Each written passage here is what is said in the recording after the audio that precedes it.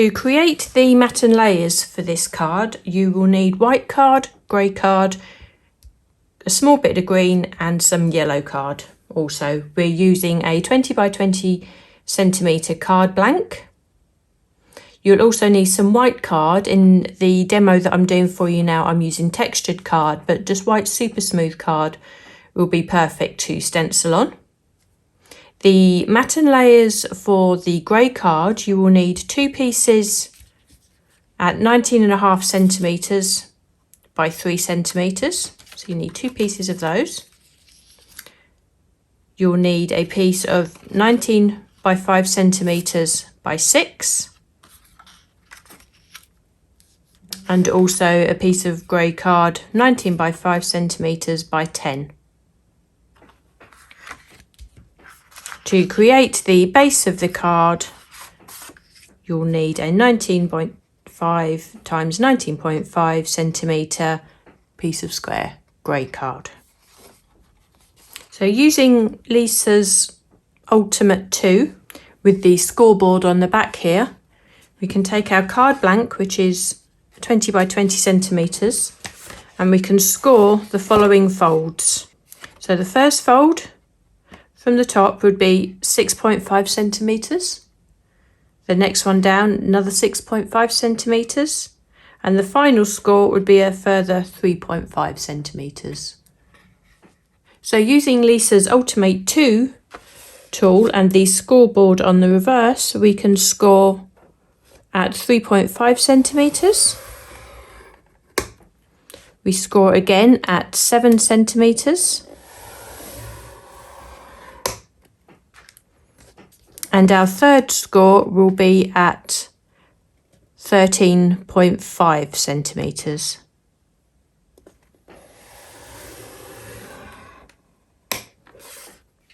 So taking our bone folding tool, we want to really make sure that we burnish these folds in both directions to make sure that the fold actually becomes quite flexible. So we need to just fold and burnish a good few times on each of these score lines.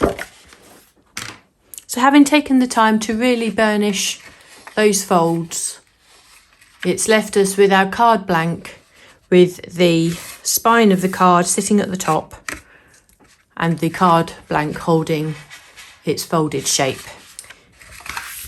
We can now go ahead and add our grey matte and layers onto the card blank.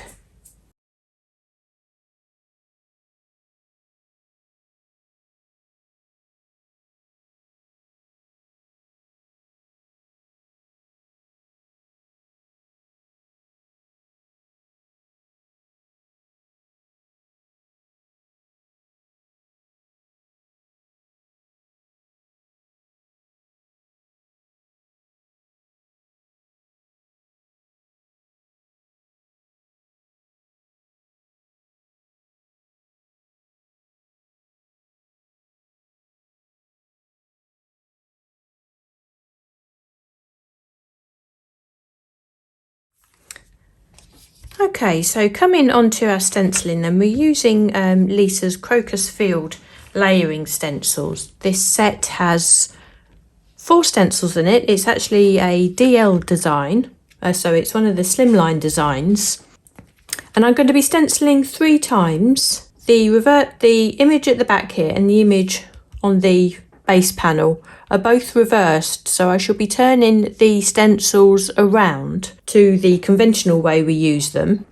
Because I won't be die cutting either of these 2 layers, it doesn't actually matter. The stencils still work and they still line up perfectly well. Now, because of the nature of the design and the way they've been set out on these stencils, so what I found that was a really nice way for me to work was to actually turn my Ultimate around. Now this works really well if you're using the Ultimate 2, because obviously it's just a single piece. It would work exactly the same using the original Ultimate, which is the stamping tool, but obviously your stamping lid would be on the reverse side.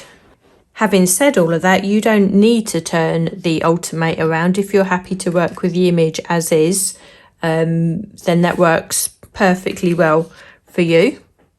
So as I mentioned, what I'll be doing initially is to actually stencil the reverse images first, because I need to do two of them. I can do them one after the other without cleaning the stencils. So I'm just going to arrange the stencils first before I get going, so there'll be no confusion with the order that I'm using, because obviously used in the conventional way we have the reference number of each stencil in the top right hand corner. 1, 2, 3, 4.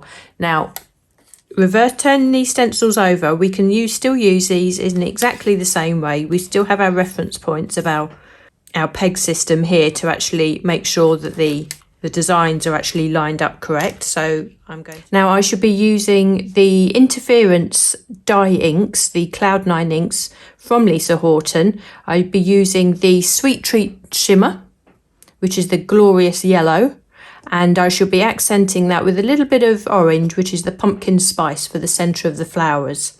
The leaves later on I shall be stenciling in a matte blending ink with the Woodland Moss. Now when we're using the Interference inks, on Lisa's recommendation, it's best to use a blending sponge.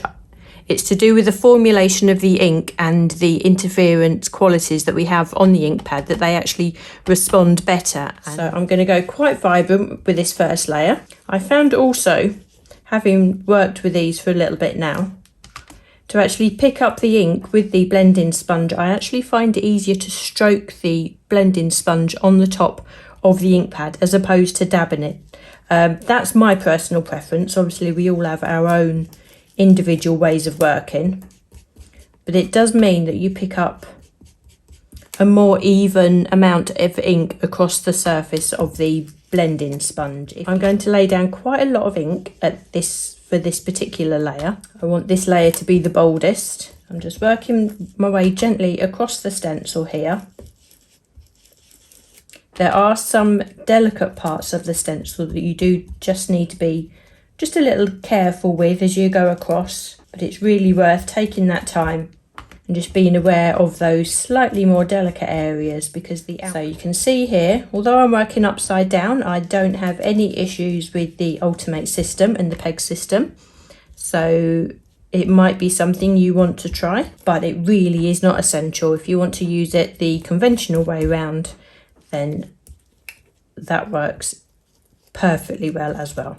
So I'm just going to make sure that I've got really nice layer of ink covering that first layer of crocuses. So I shall move that stencil across. And time to come in with stencil number 2. This is the second layer of the flower, and now I want this layer to be not as bold as that first. So I'm initially not re-inking my blending sponge. I'm just taking the ink that is already there and just blending that in and taking off as much of that ink as I can.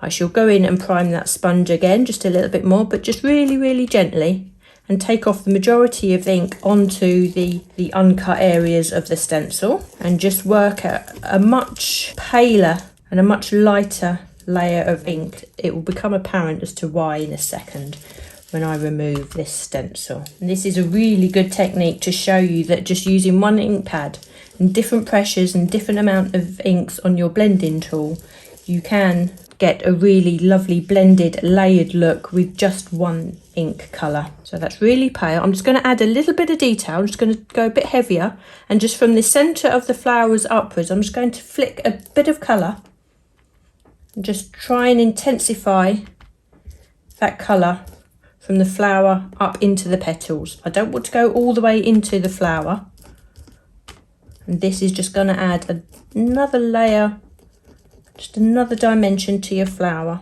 We can see now that that layer, the second layer we've done, is a lot paler, but there is an element of colour graduation in those petals, just giving us some shading.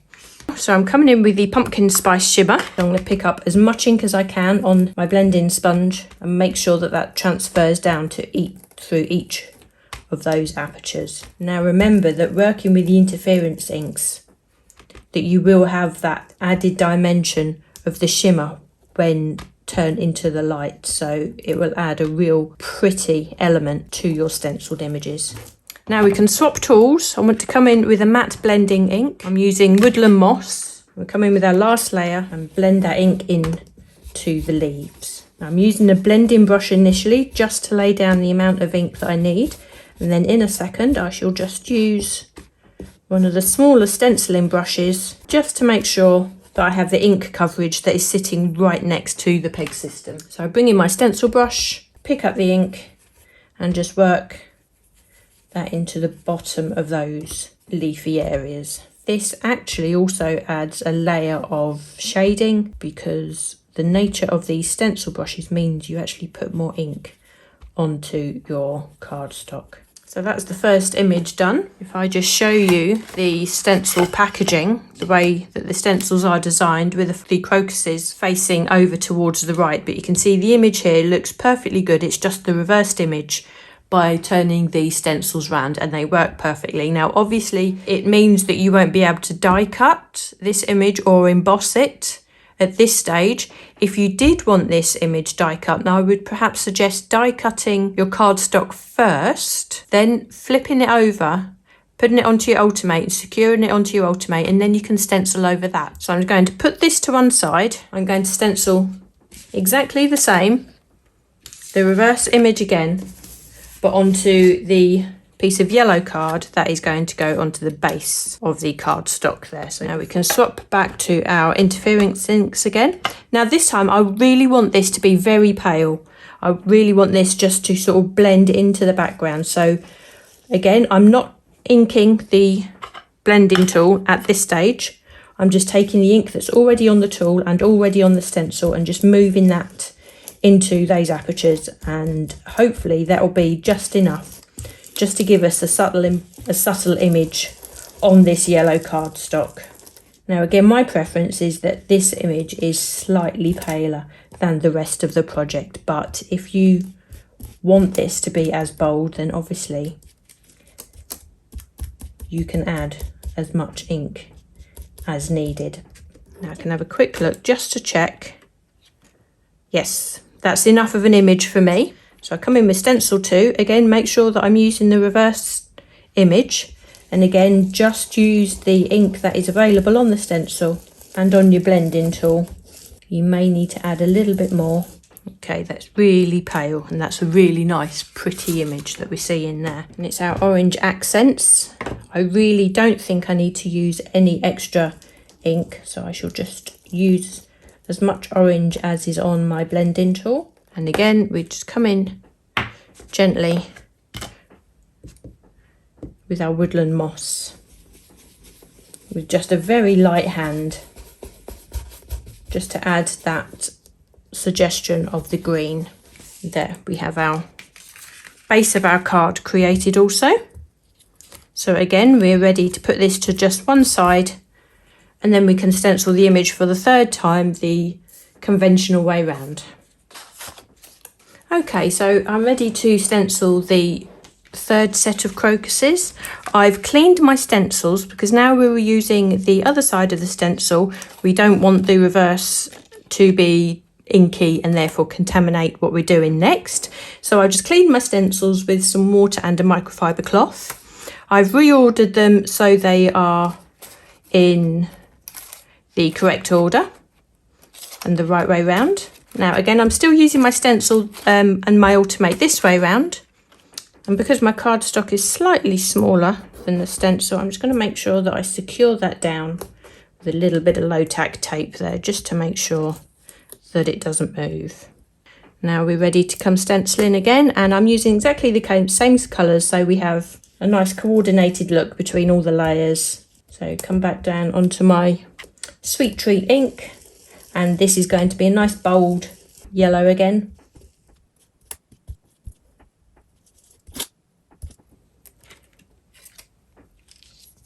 So coming in with stencil 2, again this layer is going to be slightly less bold, so I'll just take off the surplus ink that we have already on our blending sponge.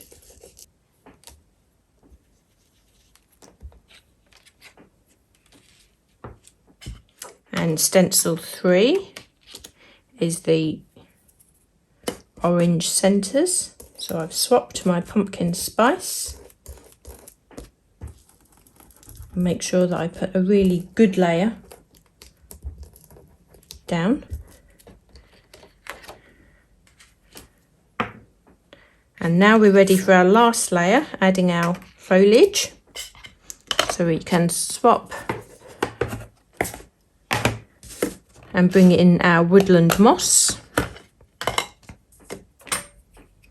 And as with all the other layers, I shall start that initially with my blending brush and just finish off the detail with the stencil brush. So there we are. So that's our third image stenciled. So we now have our 3 stenciled elements ready for the card. We have our die cut layer, which has also been embossed. And perhaps if I just turn that to the light, you can start seeing some of that mica there. You can see that pink hue coming from the yellow. Now we need to get these elements ready before we mount them onto the card. So we take our green strip, and just to blend the tone of this green in to the rest of the images, I'm just coming in with my blending brush and some Woodland Moss ink, and I just want to just blend some ink along this green strip. Now the green is from Lisa's textured cardstock pack and takes the ink wonderfully, so we can still use all our blending techniques, our ink blending techniques on this coloured textured cardstock. I just want to add the tone of the Woodland Moss just to tie in this green with the rest of the crocus images. Next, I just want to add some detailing onto, I just want to add some detail onto this stenciled image that will be sitting in the background. I want to use a blending ink, a matte blending ink, Tranquil waters, and a blending brush, and just add some blue into the background. It just takes off the whiteness of the cardstock. It gives the illusion of a nice blue sky in the background. And the blending brush here just allows us to add a very pale layer, nice controlled pale layer into the background, and that doesn't detract from the stenciled image at all. I want to just complement that a little bit and just take off some of the whiteness at the bottom. So I'm coming with the Woodland Moss again and do exactly the same, just slightly blend some of that Woodland Moss green over the stenciled image. As you can see, it really doesn't detract from the image at all. It just tones down the whiteness of the card. Because we have 3 layers of stenciling onto the card, all with different levels of detail, I think you can get away with actually blending some ink over this particular stenciled image.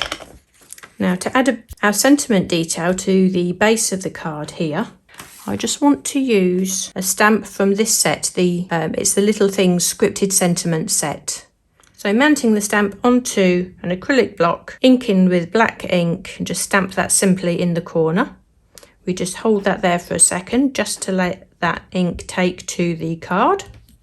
So bringing our card blank in, we can finally put the elements together and finish building the card. So we can start by putting the base of the card on. Next, we can add our green strip to the very front of the card, the first section here. Next, we can take our die cut crocuses. We can apply our adhesive. We just want to put it on that bottom layer, on the bottom perhaps inch of this image, because it would be this section here that actually catches this green layer, and we want to just sit that and layer that on the front of the card like so. Next, we can take our stenciled image and we can layer that onto our largest grey panel sitting in the back. You can see that because we've used an 8x8 card blank and we've actually burnished these score points really well, that the card sits flat even with all these layers on the top of the card. So when the card actually comes to fold up, we can see the dimension that that card has. I've stamped a further sentiment from the Essential Words Stamp and Companion die set, stamped it onto yellow. I've die cut it and mounted it with 3D foam, so we can add this to the front of the card, and that can act as just like a little stopper for the card there, just to make sure that the card keeps its dimension.